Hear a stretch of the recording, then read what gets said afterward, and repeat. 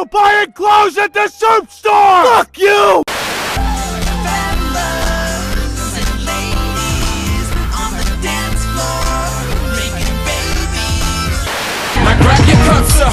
Put 'em up, let's win. Here's a toast. For real, for everyone. Relax. Fortissimo. For winning. Get your bottles on me, post them out. Zoken Mato from FateZero. This crotchety old fuck pisses me off to no end. FateZero is full of douchebags, but none of them come to the level of cuntery that Zoken Mato does. Now to explain, let me tell you the sad story of Karia Mato. Cue sad music. Karia is the eldest son of the Mato family. He cares very deeply about Sakura, who is a daughter from an allied family. Due to an agreement between the two families, Sakura has come to stay with the Mato family. The father, Zoken Mato, has subjected her to this pit of worms thing, a very painful form of torture that is designed to make the victim stronger. Karia finds out that she's been subjected to this torture, and he demands his father to let her go. Zoken refuses, until Karia asks if he can take her place. So then, in order to save Sakura, Karia subjects himself to months of torture in the worm pit to become strong enough to be the master of the servant Berserker, in order to fight in the Grail War and win the Holy Grail for Zoken Mato. Zoken wants to use Karia to win immortality by using the strongest class, the Berserker. And even though Karia hates Zoken, he fights the war in order to save Sakura, because if he fails, Sakura goes back into the pit. So Karia fights tooth and nail in this battle royale of a series, constantly subjecting his body to immense pains in order to wield the Berserker class. Sakura's father is killed by his apprentice, and then they frame Karia for his murder.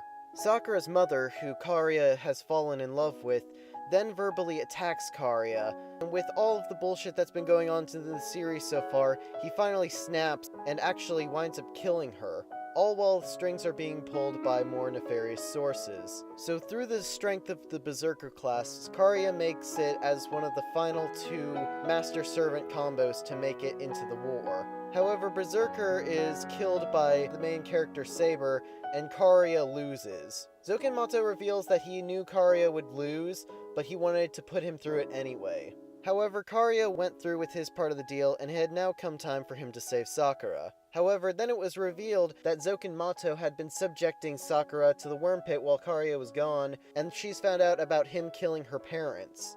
She then tells Karia to die, and he falls into the worm pit and ends his life.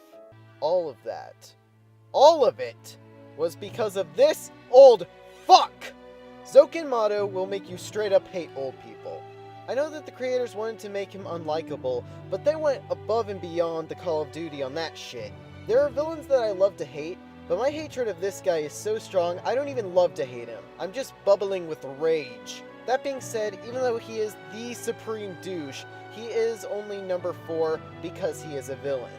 Now, I was actually considering putting the Celestial Dragons from One Piece on this list, because they're equally some of the most disgusting villains ever, but I chose Zoken instead because the Celestial Dragons at least had this scene.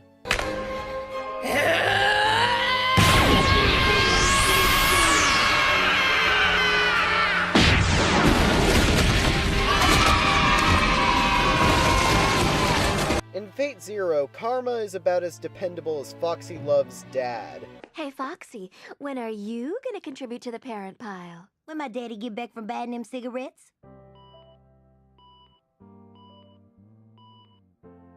The bad guys win and the good guys get right fucked. Now, I haven't gotten around to watching Fate Stay Night or playing the game, so maybe he gets screwed over in there, but until then, Zoken Mato is the douchiest of douche nozzles. Why, Dad? Look at my face. Really look at it. And you tell me if I need a reason to be cruel. Now grab your cups up, put 'em up, let's win. Here's a toast. Numero 3. My niggas, this what we boast about. Get your bottles on me, post them out. Penny Warvey / McGill from Oh Brother, Where Art Thou? Now first off, I love this movie, and if you have not seen it, then you really need to. It's made by the Coen brothers, the same guys who made The Big Lebowski, Burn After Reading, and Fargo. It's up there somewhere as one of the best movies I've ever seen, and you do yourself a disservice to not check it out. It's incredibly accessible, and I don't think that there are too many people who would dislike it. Now that being said, one of the characters, whew! While she is not in it enough to ruin the movie, she's still one of the most unlikable characters I've ever seen. Bitches ain't shit but hoes and tricks. Okay, so I know what you're thinking. Tim, there sure are a lot of female characters on this list. Could it be that you hate women as a result of your broken heart and embellished materialistic mentality and outlook on members of the opposite sex? Or maybe you're just a white, cisgendered, sexist, misogynistic, woman-bashing fuckboy piece of shit! And while both of those things are true, that is not the reason why there are so many females on this list. I think that even the most die-hard, woman-loving, girl power frat girl can agree that for the most part, female characters tend to suck. Or at least they did. Things have gotten better now, but for the longest time, it seemed that both men and women had no idea how to write female characters. So over the years, we received a lot of shit. And even though we are doing better, I see no reason not to exploit our past failures like that Sonic Van video you made when you were 10. So anyway, Penny from Oh Brother Where Art Thou? She's the main character's wife, who's played by Elastigirl. And oh brother, she's a grade A bitch. So George Clooney was thrown in prison, not because he's a bank robber or murderer, but because of tax fraud. So he breaks out to see her and the kids, and he finds out that she told the kids that Clooney was dead, and is gonna marry another guy because of security reasons. I got news for you, in case you hadn't noticed. I wasn't hit by a train. And I have traveled many a weary mile to be back with my wife and my 6 daughters. 7, Daddy. That ain't your daddy, Alvinel. Your daddy was hit by a train. Now, Penny, you stop that. No, you stop it. Vernon here's got a job. Vernon's got prospects. He's bona fide. What are you? I'll tell you what I am. I'm the paterfamilias, and you can't marry him. I can, I am, and I will. Tomorrow. I gotta think about the little Warvey gals. They look to me for answers. Vernon can support them and buy them lessons on the clarinet. The only good thing you ever did for the gals was to get hit by that train. Okay, so far, pretty cuntish, but nothing completely damning. So then Clooney tries to win her back, and through brilliant Coen brothers screenwriting, Clooney manages to get rid of his charges, start a musical career, screw the credibility of the guy Penny was marrying, and win back Penny in one fell swoop. God, I love this movie. But then she tells him that they're not getting remarried unless he picks up her old ring from their old shack. Once again, pretty cuntish, but nothing completely damning. So Clooney and the other guys head back to the shack, where they have their old warden waiting. So they're about to die when a plot point that was brought up earlier comes back, and they're saved by a newly created reservoir. Now you would think, oh, he's fucked, but then Tommy is floating on the dresser with the ring in it. So he gives the ring to Penny, and she says this. Smiling on me, you just have to have confidence. That's not my ring. God, what? That's not my ring. Not your ring. That's one of Aunt Herlene's. You said it was in the roll top desk. I said I thought it was in the roll top desk. No, you said... Or under the mattress, or no. maybe my shipper robe. I don't know. Well, I'm sorry, honey. Well, we need that ring. Well, that ring is at the bottom of a pretty darn big lake. A 9,000 hectare lake. I don't care if it's 90,000. But honey... That lake was not my doing. Well, of course not, I honey. counted to 3, honey. No, wait. Are you fucking serious? Fuck you, bitch! I don't think we're supposed to hate her because we want Clooney to succeed in getting her back, so why did they make her so goddamn unlikable? Every second of screen time she gets only makes me want to punch her even more. She's just a shallow, backstabbing cunt. Leave me, Dahmer. Woman is the most fiendish instrument of torture ever devised to bedevil the days of man. Bitches ain't shit. Now grab your cups up, put 'em up, let's win. Here's a toast to never look it back. Number 2. My niggas, this what we boast about. Get your bottles on me, post them out. Sally Kudo from American Dreams. Okay, only one more female character, I swear. And boy does this bitch take the cake for worst female character. Now you may not have seen this movie, so allow me to tell you about it. American Dreams is to this day the worst movie I've ever seen in my life. It's It's made by the guys who made American Pie, and I only saw it because my dad fell asleep with Cinemax on, and I was looking for something else to do but homework. Looking back, homework would have been preferable. American Dreams has gone down in history as one of those movies you will always see at Big Lots. I'm dead serious, no joke. Every single time I've gone to Big Lots, I've always seen exactly 3 copies of this movie, except for one time when I saw 4 copies, and one time when I only saw 1 copy. And yes, I've checked every single time I've gone there. Different locations too. This movie was full of garbage, but this character was by far the worst part of it. So to clarify, Sally Kudo is the worst part of the worst movie I've ever seen. Let that sink in. Now I must give a disclaimer before I go any further. Do not watch this movie. It is a waste of your time and your money. You could be doing literally anything else. But Tim, I want to see the worst movie you've ever seen. No, you don't. It's not as interesting as it sounds. It's just painful. Also, since she's the main character, explaining her basically explains the plot of the whole movie. So... Spoiler alert, I guess. Okay, so she gets accepted into this American Idol type of thing, and she starts breaking down and crying. Her boyfriend comes to comfort her, and she tells him that she just doesn't think she's good enough to be on the show, and she's worried that she'll mess up. Her boyfriend comforts her and tells her that she'll do great, and that she's an amazing person, and that the crowd will absolutely love her. She then agrees with him and breaks up with him because she realizes that she's gonna be big and doesn't want him dragging her down. What the f- We're not done yet. Alright, so more bullshit happens, she joins the competition, does stuff, and then towards the end of the season, she finds out that the same boyfriend is now a war veteran. And she decides she wants to date him again because he has a name for himself. They start to date again, and he asks her if he can propose to her on the season finale competition. She doesn't want to, but she agrees to it anyway. She then cheats with the Simon Cowell character, and the boyfriend catches them doing it. So then he takes the bomb that the terrorists didn't use. Oh yeah, did I forget to mention that this movie has a subplot where Islamic terrorists are trying to bomb the concert? Must have slipped my mind. So at the end of the concert, the boyfriend comes out on stage with a bomb strapped to his chest and tells everyone about Sally and the Simon Cowell character. So instead of apologizing to the person with a goddamn bomb strapped to their chest, she instead denies it and calls him a liar. Fucking brilliant! Now at this point, almost everyone has evacuated the building, and I may have been able to get some sick satisfaction if Sally was murdered in the bombing.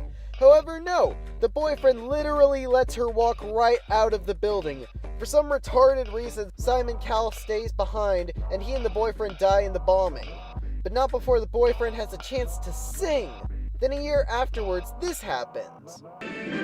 Last season's finale was the highest rated show in television history, as my boyfriend, William Williams, suffering from hallucinations caused by post-traumatic stress, tragically lost his life. There was a silver lining, though, as he was voted the surprise winner of American Dreams. I know he would have been so thrilled. And I have some pretty big shoes to fill. Welcome back to another season of American Dreams. I am so excited to be your new host. It's such a dream come true for me. And I'd like to dedicate this season to someone who is very special to us all. The great Mr. Martin Tweed. We will miss you so very much. But now, on to an exciting new season, and here are your dreamers! Alright, you now have my permission. What the fuck? Holy shit! We'll always love you! I can't believe you did this to me! God damn it! How could you do this to me? Now you may defend this by saying, oh, it's obviously a comedy. It's satire. Stop taking it so seriously. And that would be all fine and good, except for one thing. Where are the fucking jokes? If this movie is a comedy, how come there isn't a single funny thing in the whole movie? I think we're supposed to like Sally ironically because she's like an exaggerated celebrity, but there's a couple of problems with this. First off, there's no narrative payoff. She gets everything she could want at the end. She wins. If they fucking eviscerated her, maybe I could see this character working, but they didn't. Secondly, if this is satire, then what's being said here? That bloaty and bitchy celebrities are bloated and bitchy? Move over, Matt Stone and Trey Parker. You've been dethroned! Overall, why would you even watch this movie? It's garbage that nobody remembers and nobody ever cared about. You can find better things to watch, like Epic Movie, or snuff porn. Now grab your cups up, put 'em up, let's win. Here's a toast. Never look at Number 1. Okay, real quick, I got a couple of honorable mentions, so let's do that.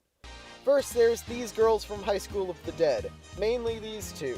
Only problem is I never finished High School of the Dead. I still need to, but it'd be unfair to put them on when I haven't even finished the series. Another honorable mention is a tie between Sakura and Sasuke from Naruto. They're both shit characters, and it pisses me off to no end how they have way more screen time than any of the good characters. At least they went down the Gravity Falls route and decided to quarantine the two worst characters by making them get together. In the end, it came down to them or Vegeta. I just felt more like talking about Vegeta. And yeah, that's pretty much it. Now grab your cups up, put 'em up, let's win. Here's a toast. Never look at Number 1. This is it, my niggas. This what we boast about. Get your bottles on me, post 'em out. Suzaku Kururugi from Code Geass. Where do I start? Where do I fucking start? Where do I start? Fuck Suzaku. Oh, fuck, dude, there's so much to talk about. Like, alright, so imagine the worst aspects of idealism, and let me stop you there by saying you have no idea what the fuck you're talking about. Suzaku is way worse than whatever you're thinking of. Suzaku is the kind of person who has bullshit morals, and then enforces the entire world to conform to those morals. For example, Suzaku has sided himself with the Britannian army, who has taken over Japan and is bestowing oppressive tyranny upon them. I mean, come on, they kill old people. So Suzaku, despite being Japanese, decides to join the Britannian army to once again help them kill old people, in order to try to change the system from the inside. Now, I think Suzaku's biggest crime is the fact that there's potential for a good character in him. I mean, after all, look at this line from this rap song. Niggas talk about change and working within the system to achieve that. The problem with always being a conformist is that when you try to change the system from within, it's not you who changes the system, it's the system that will eventually change you. There is usually nothing wrong with compromising a situation, but compromising yourself in a situation is another story completely. And I have seen this happen long enough in the few years that I've been alive to know that it's a serious problem. There are concepts being played around with here that are genuinely intriguing, but Code Geass is not the series that should be tackling them. I'm just gonna say it, I fucking hate Code Geass, and before you start your hate train, just wait. Sometime in the future I have a review coming out for Code Geass in which I break down why I hate your favorite show, so save that shit until then. However, for a preview of what I'll be talking about more in depth in that review, and what I'm talking about that relates to Suzaku, is this. Code Geass is a series that constantly confuses inconsistency with complexity. You can make a character say one thing and do another, but it doesn't mean shit if their character's inconsistent to the point of losing any connection to them. While I believe Code Geass had a lot of things that made me hate it, Suzaku was definitely the final straw for me. Like, no joke, at one point in the series I literally had to pause the episode, go to Google Images, type up bloody fan art of Suzaku, just so I could unleash some of my hatred before getting back to the show. Like, real talk, I don't do that. I never get that mad while watching a show. But Suzaku made me discover things about myself. And he only gets worse as the series goes on. Like, he starts out as just a naive idealist, but then he gets promoted to idealistic douchebag. Suzaku is completely incapable of defending his own positions, and yet constantly enforces it on the characters, and we as an audience are left to believe that this is in-depth character analysis and clever commentary. No, it isn't. It's shitty character writing. And that's not even talking about him at the end of the series. Like, if you thought his character was inconsistent before, boom, at the drop of the hat, he's automatically changes everything he's ever stood for to become a bland secondhand man to Lelouch, with no reason and no believability to it. He goes from being a bad character to not even being a character at all. which doesn't help his case. And like I said, this character could have had potential, and there could have been legitimately interesting interaction and commentary brought about by this character, but he's so shittily put together that it means nothing. A common theme in Code Geass is that characters won't do an action because it's part of their character, but they'll do an action in order to move the plot forward. Which I wouldn't even have too much of a problem with that if it wasn't that the plot is such a mess. Half of Suzaku's mistakes were just there to create more unrealistic drama for the audience to go, oh no, about. As a side note though, like Vegeta, I do like the abridged character. So, why'd they let you out of prison anyway? Apparently, if you score negative on an IQ test, they give you a free pass out of everything! You did so bad you owe points? I did bad? Hey, Natalie, I brought you a surprise! What's up, Natalie? You still blind and shit? Oh no, not you! Hey, Lelouch! Hey, Lelouch! Hey, Lelouch! Shout out to Code Ment. I thought we were doing this. I can't help it, that was our only joke last episode. Now we have no jokes and this episode is shit. Where was I? Oh yeah, fuck Suzaku. Oh, you need to conform to what I'm saying because I'm morally right and the ends never justify the means, even though I'm accomplishing terrible means in order to accomplish my end, and I have the moral high ground even though I killed my own father in order to stop a war from happening when that war was just Japan defending itself from tyranny. Because fuck that guy, am I right? You need to conform to what I'm thinking. I'm complex, I swear to God I'm complex. I almost can't even describe how much I hate this character. I could talk so much about him, but honestly, I feel like it'd be kind of pointless to go into every single small thing since there's so many of them. So I have to generalize it into a few points that honestly don't leave me talking very long about it at all. The problem is I could either go way in depth and create a 3-hour video on why Suzaku sucks, or I could generalize it in about 5 minutes. Take your pick. Not to mention, it's hard to go into analysis of why he's so bad when thinking about each and every action he does just gets me so riled up. So fuck him and fuck analysis. Suzaku is nothing but a cowardly, unloyal, hypocritical, slimy, pretentious, idealistic, condescending, moralistic, idiotic, contradicting, inconsistent, lying, hypocritical, manipulative, naive, disgusting, unethical, unrelatable, unbelievable, hypocritical, self-righteous, stupid, backstabbing hypocrite. I would say I want you to die, but I know that's what you want, so no! I want you to live a life of pain, become overcome with the guilt of everything you've done, decide you want to live, and then die a horrible fucking death. I wish the lowest form of shit upon you. You are disgusting and you are the cancer of this entire world.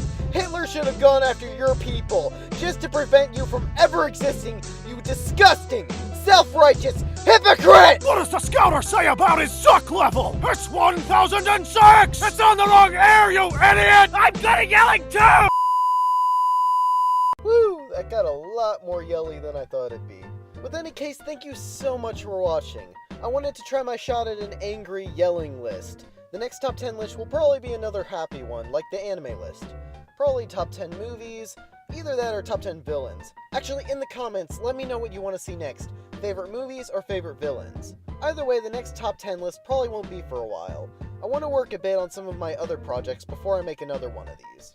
And once again, I want to thank you guys so much for the support. You can't even comprehend how much I appreciate seeing that people are enjoying my stuff.